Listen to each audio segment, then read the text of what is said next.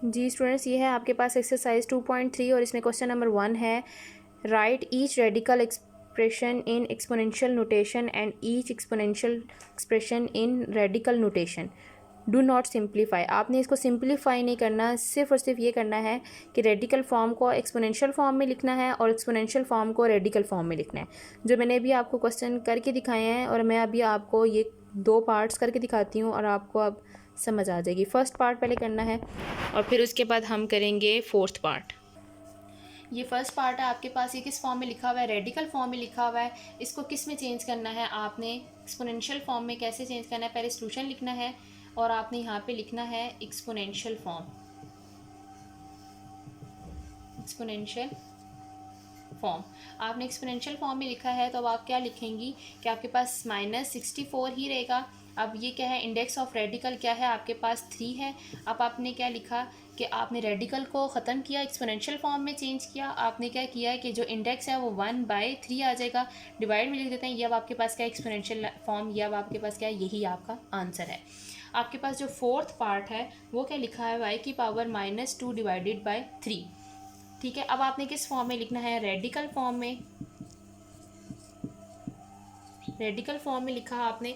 और स्टूडेंट्स ये देखें कि ये जो आपने रेडिकल फॉर्म में चेंज किया था तो 1/3 किया था। ठीक है, तो यहाँ पर ये क्या कैसे लिखा जा रहा है, आपने ये किया -2 अंदर, ठीक है, 1/3 बाहर। ठीक हो गया। ये देखें, अगर आप इसको दोबारा इसी तरह लिखें, -2 को मल्टीप्लाई करेंगे तो फिर वही फॉर्म आ जाएगी -2/3। आपने ये किया। अब आपके पास क्या है, अब आपके पास ये चीज़ बन गई है। ये देखिए स्टूडेंट्स कि आपके पास ये वाली चीज़ जो है वो ये बन गई है। ठीक है, अब आपने क्या करना है कि ये जो अंदर थी चीज़ वो आपने अंदर ही लिखनी है -2, और ये जो बाहर डिवाइड के फॉर्म में है वो आपके पास क्या बन जाएगी, इस तरीके से इंडेक्स रेडिकल। अंडरस्टैंड स्टूडेंट्स, अब आपको ये समझ आई है कि आपने इसको किस तरीके से चेंज करना है रेडिकल फॉर्म में। सबसे पहले आपने ये जो अंदर लिखी हुई चीज़ वो आपने, इसकी पावर है बेस की, और ये जो डिवाइड में चीज़ होती है वो आपके पास इंडेक्स होता है। फिर अब आपने रेडिकल ऑफ इंडेक्स इस तरीके से लिखना है। अब आपने इसको किस में चेंज किया है, रेडिकल फॉर्म में। ये आपका क्या है, आंसर। इसी तरीके से बाकी 2 पार्ट मैंने करवा दिए हैं, 2 पार्ट आप लोगों ने खुद करने हैं। ये स्टूडेंट्स, अब आप लोगों के पास क्वेश्चन नंबर 2 है। अब आपने ये बताना है कि ये ट्रू है या फॉल्स है। ठीक है, फर्स्ट पार्ट है आपके पास कि 5 की पावर 1/5 आपने, ये एक्सपोनेंशियल फॉर्म है, इसको चेंज किया है रेडिकल फॉर्म में। ठीक है, रेडिकल फॉर्म में चेंज किया तो ये ट्रू है या फॉल्स है, फॉल्स है। कैसे फॉल्स है कि आपके पास 1/5 थी पावर इसकी, तो जब इसको रेडिकल में चेंज करते हैं तो यहाँ पे अगर तो यहाँ पे 5 लिखते तो ये क्या हो जाती, ट्रू हो जाती। तो यहाँ पे इन्होंने 5 नहीं लिखा हुआ तो इसका मतलब है कि ये दोनों इक्वल नहीं है, तो ये क्या हो जाएगी, फॉल्स हो जाएगी। ठीक है, अब आपके पास 2 है, ये आपके पास ट्रू है या फॉल्स है, ये अब आपके पास क्या है, ट्रू है। ट्रू कैसे है कि ये देखें कि 4 की जो होती है, आप लोग क्या करते हैं, 2 की पावर 4 होता है। ठीक है, और इसको अगर आप लोग इस तरीके से लिखें 3 और इसको चेंज करें तो क्या हो जाएगा, 2 की पावर 2 1/3। तो अब आपके पास क्या आ जाएगा, 2 की पावर 2/3। तो ये देखें, ये और ये सेम आ गया ना। ठीक है, और अगर आप इसको 2 की पावर 2 है तो उसको अगर आप 4 लिख दें, √3 लिख दें, तो ये दोनों आपस में क्या हो जाएंगे, सेम हो जाएंगे। समझ आ गई है। तो ये अब आपने इसको इस फॉर्म में लिखा हुआ है तो ये क्या है, आपके पास ट्रू है। Understand students. अब ये देखें कि 49 = √7, ये अब आपके पास फॉल्स है। कैसे फॉल्स है कि देखें कि 49 7 की पावर क्या होती है, 2, उसके ऊपर आपके पास रेडिकल हो। ये देखें कि अब आपके पास रेडिकल और स्क्वायर ये जो है ये आपस में कटिंग हो जाते हैं, ये आपस में कट हो जाते हैं, तो आपके पास 7 आंसर आना चाहिए। 49 को 2 दफ़ा मल्टीप्लाई करो तो 7 को 2 दफ़ा मल्टीप्लाई करें तो आपके पास क्या आता है, 49 होता है। जब 2 दफ़ा लिखते हैं तो इसका मतलब है कि 7 का स्क्वायर है, तो 7 का स्क्वायर रेडिकल के साथ, स्क्वायर और रेडिकल आपस में क्या हो जाते हैं, कट जाते हैं, और आपके पास सिर्फ और सिर्फ 7 आंसर आना चाहिए। तो यहाँ पर क्या है कि 49 = √7, अगर तो ये अंडर ना होता तो ये ट्रू होती। ठीक है, तो अब आपके पास क्या है कि ये अंडर है, तो ये आपके पास क्या है, फॉल्स है। अब ये देखिए स्टूडेंट्स कि ये आपके पास क्या है कि अगर तो ये भी आपके पास क्या है, फॉल्स है। क्यों, आपका सिर्फ इंडेक्स लिखा हुआ है और ये जो बेस की पावर है 27 ये लिखी हुई नहीं है। तो अब अगर इसको ऐसे लिखते कि x की पावर 27, ठीक है, डिवाइडेड बाय 3, तो ये ट्रू होता। अदरवाइज़ अब आपके पास ये इसने 27 लिखा हुआ है नहीं है, सिर्फ पावर लिखी हुई है, एक सी पावर इंडेक्स में लिख दिया आपने, तो वो भी गलत लिखी हुई है, 1/3 नहीं लिखी, तो आपके पास ये क्या है, फॉल्स है। Okay students. जी स्टूडेंट्स, आपके पास है question number 3, simplify the following radical expressions.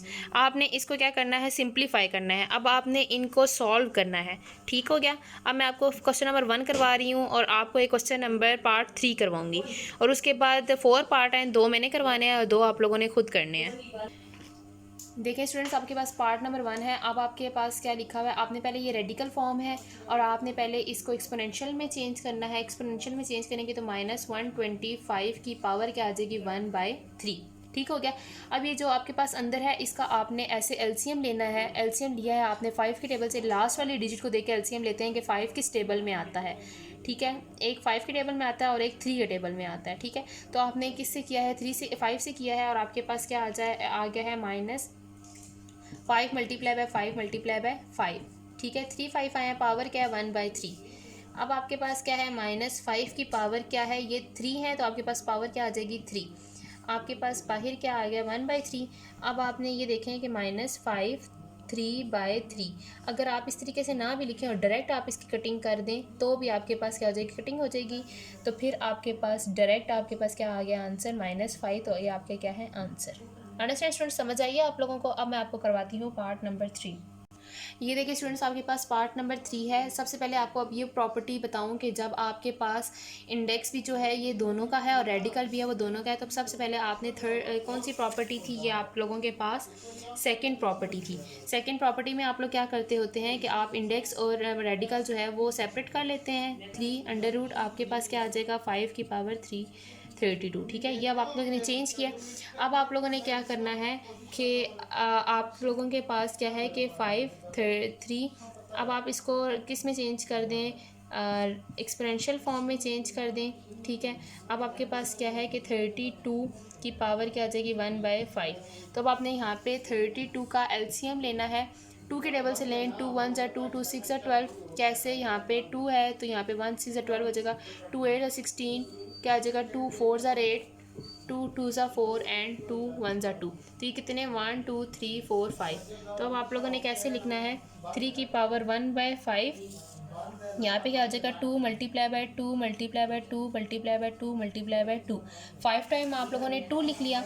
आप लोगों ने यहाँ पे क्या लिखा है कि 3 की पावर 1/5 डिवाइडेड बाय 2 की पावर 5, और अब आप लोगों के पास ये क्या था, इसकी पावर होल क्या थी, 1/5, तो इसकी भी क्या हो जाएगी, 1/5। तो ये 5 इससे कैंसिल हो जाएगा, तो आपके पास आंसर क्या आ जाएगा, √। आप लोग इस फॉर्म में लिख लें, इसको रेडिकल फॉर्म में या एक्सपोनेंशियल में, दोनों में ठीक है।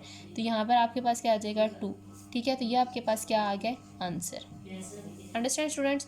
अब आपके पास क्या थे, 4 पार्ट्स है, जिसमें से मैंने 2 करवा दिए हैं और 2 आप लोगों ने अब खुद करने हैं। We end with this dua. Subhanakallahumma wa bihamdika ashhadu an la ilaha illa anta astaghfiruka wa atubu ilayk. Okay students, fi imanillah.